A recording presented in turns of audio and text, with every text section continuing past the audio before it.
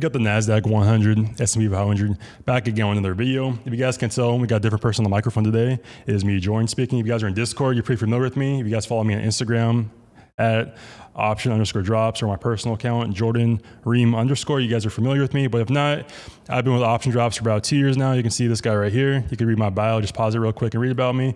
But I work with Tyler. We run option drops together. He's doing some family stuff this week, so I'll be taking over control of the account for the next 2 days until he comes back and he's ready to get back in the market. And some people think he runs this account. No, this is me, matter of fact, the Option Drops account on Twitter. Pretty good birthday weekend here on Friday. Got the NVDA sign, everything going good. So really great week. Hopefully this video won't be too long because again, it's my birthday today, so I'm trying to get this over with pretty quick. Market's still open right now, but I'll try to make it as quick as possible because in my opinion, there's not too much to talk about until after Wednesday on the market. So let's make it pretty brief. If we don't post content on the channel, on Instagram, on TikTok, you guys start going crazy. So just try to provide you guys with information if you guys aren't reading the newsletter, aren't following us on Twitter, etc. So let's just get into it. So pretty much here on the Nasdaq, let's just go over to the news there real quick because we broke it down pretty well in my opinion. So as you can see here, to get more bullish, we need to see at least a hold above 19,397. Until this happens, watch it for the downside to the levels mentioned. And then if you get back above these levels, they're all marked out. Again, you can sign up at the newsletter at optiondrops.com/newsletter. Really great free resource. Really great tool in my opinion. So as you can see here, each time the Nasdaq is pushed into 19,400 or 397, you've gotten rejected and just trade back down to the bottom of the range here around 19,155. So until further notice here, just draw a big rectangular charts here. Don't overcomplicate this area here on the Nasdaq. The last 4 sessions, you literally haven't moved here on the Nasdaq. So this is really all you can do at this point in time. So don't overcomplicate it. Like we mentioned, if you mount 19,004 here on the Nasdaq, watch for a push up into 19,546 and 19,671. As you can see here, it's pretty illiquid because of this drop right here. There's really no liquidity established in this range. And if you drop down below 19,000 flat, you'll probably keep going towards 18,898 and 18,823. Again, don't overcomplicate it. Just draw a big rectangle and then move on with your day. Set some alerts, and yeah, that's really it. So same thing on the S&P 500 here. You can see here, it's really been operating the same range the last 3 sessions between 5,518 and then 5,433. So again, won't spend too much time here. Just draw a big rectangle. If you mount the top of the box here at 5,531, watch for pushing to 5,554 and 5,567. Lots of fives, I know. But again, don't overcomplicate the range here. It's just a big yellow rectangle. Some of you guys get confused with these boxes and shapes. Geometry class was hard, I know. But that's really all you can do right now until after Wednesday, in my opinion. And then if you break the bottom of the box here, watch for the drop towards 5,400. Then we'll go over the Dow Jones. The Dow Jones is actually looking pretty interesting here. Not sure what Transpire is doing, but you're kind of mounting this previous range here from July 23rd. You're still trying to establish higher lows here on the Dow Jones. So something like this. Higher low, higher low, higher low. Now you just need the higher high breakout above 41,000. If you get that, watch for pushback into 41,258 and potentially all-time highs. Index-wise, the Russell 2000. Russell 2000 still looking pretty solid here. As long as you're above 2192 on the Russell, still looking for a push into 2300 and 2368. But you tried to push into 52-week highs on the Russell, got rejected, pushing back down here. So really choppy price action here on the Russell last 6-7 days here. Can't really do too much. It's kind of all over the place. Market-wise, direction is really hard to gauge right now. But again, coming back over to the newsletter, since we covered all the indices, the biggest things we're watching this week, like Tyler mentioned in yesterday's video, is FOMC on Wednesday, July 31st. I might be live streaming it. Tyler might be back, but if he's not back, I really don't want to live stream FOMC. You guys go crazy in chat, so I'll try whatever I have to get out of live streaming FOMC. But if not, I guess I'll sit there in silence and stream it because you guys like it for whatever reason. Then also, ISM manufacturing. I don't think it will be too relevant, but you guys really like this stuff. And US unemployment rate on Friday. But the biggest thing here to be watching is the earnings calendar this week. So it's probably one of the most packed earnings I've seen in quite some time. Usually it's like Google, then Tesla, and Netflix all in 1 week. But this week really have like everything reporting. This is like on a handful of names. I think it's like 60-70% of the S&P 500 is reporting this week. So obviously Tuesday after hours, we have AMD reporting, then Microsoft reporting after hours. Then Wednesday we have Meta, ARM, Qualcomm, and LRCX. So big semiconductor day Wednesday after hours, and Thursday, Amazon, Apple, Intel, Coinbase. So it's going to be a really volatile week in my opinion. So I don't think personally I'll be trading until after Wednesday. Tesla gave us a good opportunity today on the retest of 226 or pushing the 200 weekly moving average. But other than that, it's been a pretty tough trading environment the last 3 sessions here. So just going into some equities really quickly, I don't think I'll make a video till after Wednesday. I don't think much will change with how the market's been moving, but hopefully AMD and Microsoft will give us some more direction tomorrow after hours and give us some more steps to work with here. But going into AMD, AMD is probably one of the worst looking semiconductors down here. I'm not sure what the expected move is right now. So if someone wants to comment the expected move in the comments, be sure to let me know. But again, just kind of forming out a little bearish rectangle down here on AMD. You're still below the 200 daily moving average down here at 154. So as long as you're operating below the 200 daily moving average here, again, earnings can go either way. It's a complete coin flip. If you want to gamble your hard-earned money on earnings, go for it. I'm not going to stop you.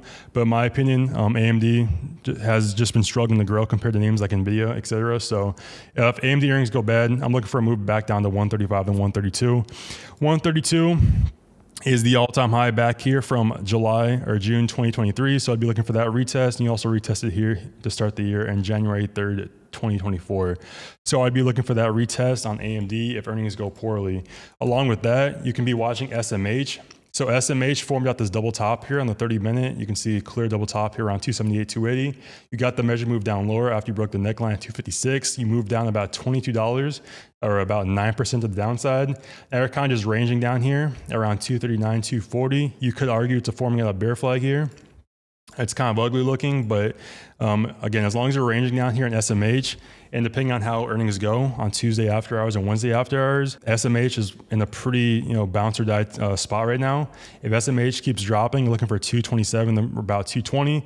But if earnings go well and ARM, QCOM, LRCX save the day, you could easily push back into 256 here on SMH to end the week. But again, I'm not really making any predictions here, just showing you guys the levels, all the levels react to. Some of you guys in comments, can't really comprehend how reacting to price action works. Like, oh, it's going to go up, it's going to go down.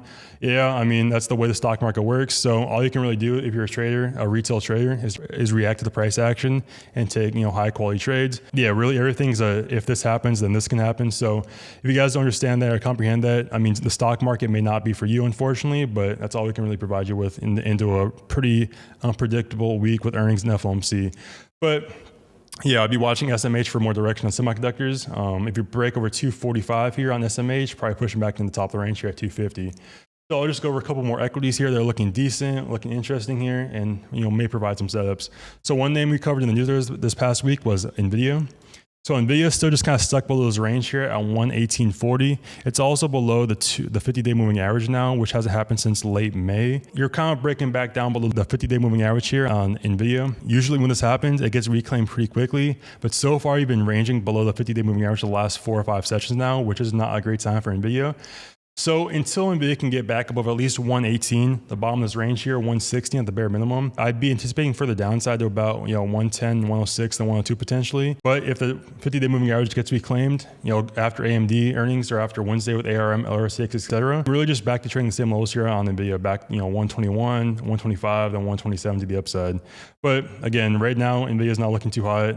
Bears are definitely trying to take control of this stock, but again, it could go either way with earnings with AMD and ARM, LRCX after Wednesday after hours. So it's tough to say, but down here on NVIDIA, you've been stuck in a clear box here the last 3-4 sessions between 115.82 and 112. So as long as you're operating in this box here, again, just draw a big rectangle, don't overcomplicate it. You break the top of the box, trade the upside back in a 121. You break the downside, trade the downside back in a 110, 106, and 102. Don't overcomplicate boxes. You can make trading as difficult as you want it to be, but at the end of the day, there's not too many indicators on my screen. And this is really how I trade and look at my charts every single day with not too much going on. But if you guys like the RSI, MACD, go for it. I'm not going to stop you, but it may cloud your judgment more than you would think, in my opinion. Last stock I'll go over here is Tesla. Again, I'm trying to make this a quick video, get out of here quick. I'm not trying to be on my computer all day. So Tesla had a pretty great retest of the 200 weekly moving average here. I'll turn it back on. So you can see the 200 weekly moving average here is up here at 233.13 to be exact. So Tesla was ranging down here between 226 and 215 the last 3 sessions after earnings. You broke the top of the box here, big yellow rectangle. You can see you have the clear break and retest. You broke the top of the box, hit the 200 weekly, retested the box, and you're trying to break above it right now as we speak. So we'll see how it goes in the end of the day here on Monday, July 29th. But so far, definitely an interesting watch into Tuesday and Wednesday. If you mount the 200 weekly moving average, clear, break, retest, push back up. I'm looking for a test of 239.54 on Tesla. And it's also kind of coincides with this downtrend line we had marked out here on Tesla, which would also be around here, around the 239 mark. But if Tesla just gets rejected from the 200 weekly moving average, double tops upper potentially, it's probably coming back down in the box here between 226 and 215. And you're just, going to ping pong back and forth here until, you get some more direction on Tesla, probably going back in the sine wave pattern we saw back down here. Pretty brutal action we saw on Tesla down here, but that's all you can really ask for at this point in time. So Tesla, worth watching.